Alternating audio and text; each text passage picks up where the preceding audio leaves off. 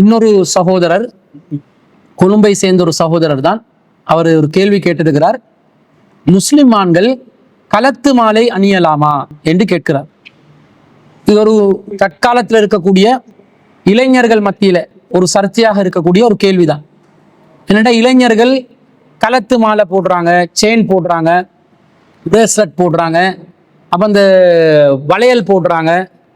இந்த மாதிரி ஆபரணங்கள், தங்கத்தில் இல்லாமல் வெள்ளியில் அல்லது இரும்புல ஆபரணங்களை போட்டுக்கொள்வது அல்லது அணிகலன்களை போட்டுக்கொள்வது மார்க்கத்தில் அனுமதிக்கப்பட்ட ஒரு காரியமா என்ற சர்ச்சை பல இளைஞர்களுக்கு இருக்கிறது. எனவே இது சம்பந்தமாகவும் கொஞ்சம் விரிவாக நாங்கள் பார்க்க வேண்டி இருக்கிறது.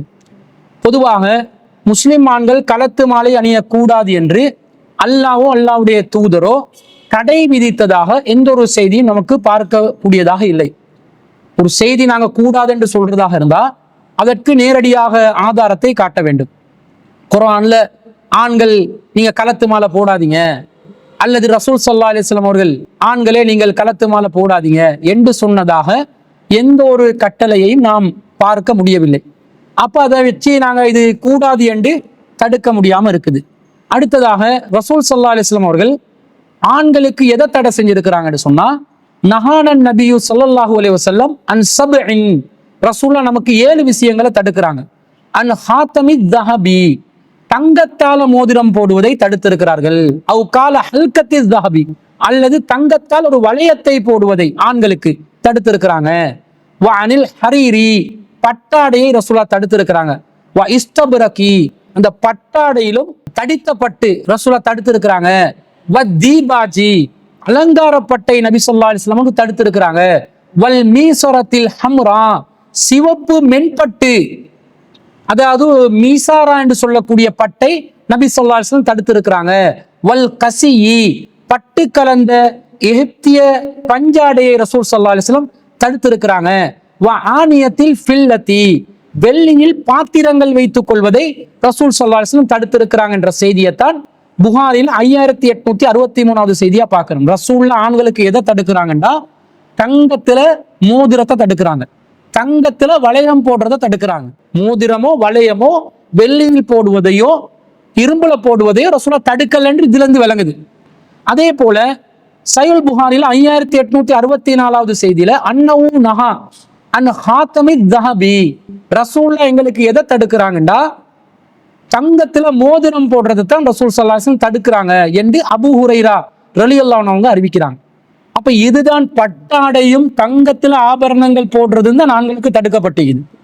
ஆனா மோதிரம் போடுறது, அதே மாதிரி வளையம் போடுறது வெள்ளியிலையோ இரும்புலையோ போட்டால் அது ஆண்களுக்கு இஸ்லாத்தில் தடை இல்லை. ஆனா இது தடை என்று சொல்லக்கூடிய மார்க்க அறிஞர்கள் எதை ஆதாரமா காட்டுறாங்கன்னு சொன்னா, புகாரில 5885வது செய்தியில லான ரசூலுல்லாஹி ஸல்லல்லாஹு அலைஹி வஸல்லம் அல் முத்தஸப்பிஹீன மினர் ரிஜாலி பின் நிசா, பெண்களுக்கு ஒப்பாக நடக்கக்கூடிய ஆண்களையும் வல் முத்தஸப்பிஹாத்தி மினன் நிசாஇ பிர் ரிஜால், ஆண்களுக்கு ஒப்பாக நடக்கக்கூடிய பெண்களையும் ரசூல் ஸல்லல்லாஹு அலைஹி வஸல்லம் அவர்கள் சபித்தார்கள் என்று அப்துல்லா இப்னு அப்பாஸ் ரலியல்லாஹு அன்ஹு அவர்கள் அறிவிக்கக்கூடிய செய்தியை ஆதாரமா காட்டி பெண்கள் களத்து மாலை போடுறாங்க, எனவே ஆண்களும் களத்து மாலை போடாதீங்க என்று சொல்றாங்க. இந்த வாதம் ஏற்புடையதாக இருக்கிறதா? கொஞ்சம் யோசிச்சு பாருங்க. பெண்கள் களத்து மாலை மட்டும்தான் போடுறாங்களா? பெண்கள் மோதிரம் போடுறாங்க, பெண்கள் வளையல் போடுறாங்க, பெண்கள் இன்னும் பல ஆபரணங்கள் போடுறாங்க. அப்ப பெண்கள் பயன்படுத்துற ஆபரணங்களை ஆண்கள் பயன்படுத்த கூடவே கூடாது என்றா, நபி ஸல்லல்லாஹு அலைஹி வஸல்லம் ஆண்களுக்கு தங்கத்துல மோதிரம் ஹராம் பண்ணினாங்க, வெள்ளில ஹராம் பண்ணினாங்களா? இரும்புல மோதிரம் போடுறத ஹராம் பண்ணினாங்களா? இல்ல, பெண்களும் தானே மோதிரம் போடுறாங்க.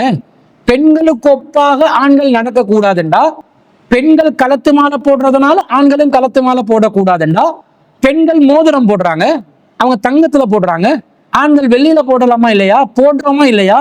போட மார்க்கம் அனுமதிக்குதா இல்லையா? அப்ப பெண்கள் வளையல் போடுறாங்க, ஆண்களுக்கு ஏற்றாற்போல் ஒரு வளையலை வெள்ளியில போடலாமா இல்லையா? போட முடியுமா இல்லையா? போடுவதற்கு மார்க்கம் அனுமதிக்கிறதா இல்லையா? அனுமதிக்கிறது. அப்ப பெண்களுக்கு ஒப்பாக நடக்க கூடாதுண்டா மோதிரமும் தான் போடக்கூடாதுன்னு சொல்லணும். ஆண்கள் வளையலும் போடக்கூடாதுன்னு சொல்லணும். ஆண்கள் ஒரு மொண்டியல் வடிவத்துல ஒரு இரும்புல வளையலும் ஆண்கள் போடக்கூடாது என்று தானே சொல்லணும். வெள்ளியிலும் போடாதீங்க, இரும்புலையும் போடாதீங்க, மோதிரம் போடாதீங்க என்று சொல்லணுமா இல்லையா? சொல்லல. அப்ப பெண்களுக்கு ஒப்பாக நடக்குவது என்பது இந்த கருத்தை தராது. பெண்களுடைய சுபாவத்துக்கு ஏத்த மாதிரி நடக்கிறது. பெண்கள்ல ஒரு பெண்களுடைய அந்த வளைவு, நெளிவு, குலைவு அது ஆண்களுடைய நடத்துல இருக்கக்கூடாது. ஏண்டா பெண்களுக்கு ஒப்பாக நடக்க கூடாதுன்றதை வச்சு பெண்கள் அணியும் ஆடை அணிகலங்கள் ஆண்கள் அணியக்கூடாது என்று வந்தால், மார்க்கத்துல நபி ஸல்லல்லாஹு அலைஹி வஸல்லம் அவர்கள் கூட மோதிரம் அணிந்திருக்க மாட்டார்கள். ரசூல்லா கூட மோதிரம் அணிஞ்சிருந்தாங்களா இல்லையா? ரசூல் ஸல்லல்லாஹு அலைஹி வஸல்லம் புகாரில 5870வது செய்தியில வருது, அண்ணன் நபிய ஸல்லல்லாஹு அலைஹி வஸல்லம் கான ஹாஹு மின் ஃபில்லா. ரசூல் ஸல்லல்லாஹு அலைஹி வஸல்லம் அவர்களுக்கு ஒரு மோதிரம் இருந்தது, அது வெள்ளியிலான மோதிரமாக இருந்தது.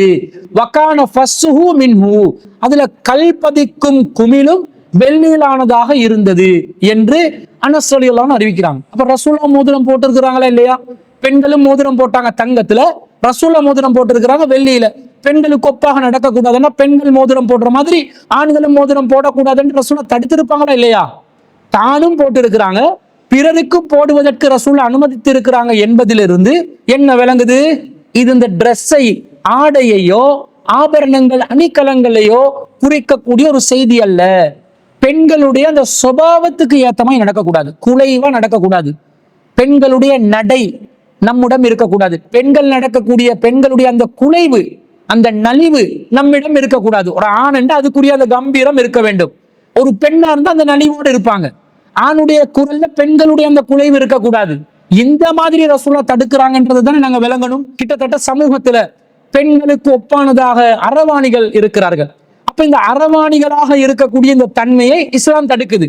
அதைத்தான் இந்த செய்தி தடுக்குதே தவிர பெண்களுடைய எல்லா காரியங்களையும் ஆண்கள் செய்யக்கூடாது என்ற மாதிரி இந்த செய்தி சொல்லவில்லை. ஏனென்று சொன்னால் அது சாத்தியமும் அல்ல. இப்போ உதாரணமாக சொல்வதாக இருந்தால், இந்த ரிஸ்ட் வாட்ச் இருக்குதே, கை கடிகாரங்கள், இந்த கை கடிகாரங்களை பொறுத்தளவுல இது 16ஆம் நூற்றாண்டுல தான் முதலாவதாக கண்டுபிடிக்கப்படுது. கை கடிகாரம் ஒரு மணி கூட செவத்துல வைப்பாங்க, ஒரு சுவரில் வச்சிருந்தாங்க, வால் கிளாக்கா வச்சிருந்தாங்க, அல்லது ஒரு வீட்டுல ஒரு பொருளாக அதை வேற தனியா நிப்பாட்டி வச்சிருந்தாங்க. ஆனா இது கை கடிகாரமாக முதலாவதாக எப்ப பயன்பாட்டுக்கு வருதுன்னு சொன்னா 16ஆம் நூற்றாண்டுல தான் பயன்பாட்டுக்கு வருது. அப்ப இந்த 16ஆம் நூற்றாண்டுல தான் இது ஒரு ஆபரணமாக, ஒரு ஃபேஷனாக பெண்கள் தான் அணிந்தார்கள் கை கடிகாரத்தை. ஆண்கள் மணி கூட எப்படி வச்சிருந்தாங்கன்னா அவனோட கோட்ல தான் வச்சிருந்தாங்க. கோட்ல என்ன செய்வாங்கன்னா உள்ள ஒரு செயின்ல அந்த மணி கூட வச்சு தேவைப்பட்ட இடத்துல இப்படி பார்த்து உள்ள பொக்கெட்டுக்குள்ள வச்சிருந்தாங்க. அது பொக்கெட் வச்சாக தான் வச்சிருந்தாங்க, ரிஸ்ட் வச்சாக வைத்திருக்கவில்லை. பெண்கள் தான் ஒரு ஆபரணத்தின், பெண்களுடைய ஒரு ஃபேஷனில் ஒன்றாக கை கடிகாரத்தை பயன்படுத்தி வந்தார்கள். 1500ஆம் ஆண்டுகள்ல எலிசபெத் ராணி, முதலாவது எலிசபெத் ராணிக்கு தான் இந்த கை கடிகாரம் முதலாவது அன்பளிப்பாக கூட வழங்கப்பட்டு வந்தது. அப்ப அரச மட்டத்துல அது ராயல் ஃபேமிலியாக இருக்கக்கூடியவங்க முக்கியமான ஒரு ஆபரணமாகத்தான் இந்த கை கடிகாரத்தை பயன்படுத்தி வந்தார்கள். 18ஆம் நூற்றாண்டுல தான் இந்த கை கடிகாரம் என்பது ஆண்களுக்குரிய ஒரு பொருளாக, ஒரு ஆபரணமாக, ஒரு பாவனைக்குரிய ஒரு பொருளாக பயன்பாட்டுக்கு வந்தது. குறிப்பாக 1915ஆம் ஆண்டுக்கு பிறகு அந்த முதலாம் யுத்த காலத்தில் தான் ஆண்கள் கை கடிகாரத்தை தேவைக்காக வேண்டி கையிலே கட்ட வேண்டும் என்ற ஒரு பழக்கத்தை கொண்டு வந்து இருந்தார்கள். இப்ப 16ஆம் நூற்றாண்டில் வாழ்ந்த மார்க்கறிஞர்களிடம் கை கடிகாரம் கட்டலாமா என்று கேட்டா அவர் என்ன சொல்லியிருப்பார்? நீங்க சொல்ற விளக்கத்தின்படி சொல்வதாக இருந்தா கை கடிகாரம் என்பது பெண்களின் ஒரு ஆபரணமாக இருக்கிறது, பெண்களுடைய ஒரு ஃபேஷன் பொருளாக இருக்கிறது, எனவே பெண்களுக்கு ஒப்பாக ஆண்கள் நடக்க வேண்டாம், கை கடிகாரத்தை நீங்கள் பயன்படுத்த வேண்டாம், அதுவும் ஹராம் தான் என்று தானே உங்களுடைய வாதப்படி பத்துவா கொடுப்பார். அப்ப 16ஆம் நூற்றாண்டுல கை கடிகாரம் ஹராமாகி 18ஆம் நூற்றாண்டுல ஆண்களும் கை கடிகாரத்தை பயன்படுத்தக்கூடிய ஒரு நிலை வந்த உடனே அது ஹலாலா மாறுமா இல்லையா? அப்போ ஒரே விஷயம் ஒரு காலகட்டத்துல ஹராமாகி இன்னொரு காலகட்டத்துல ஹலால் ஆகுது. யாருடைய விளக்கத்தின்படி?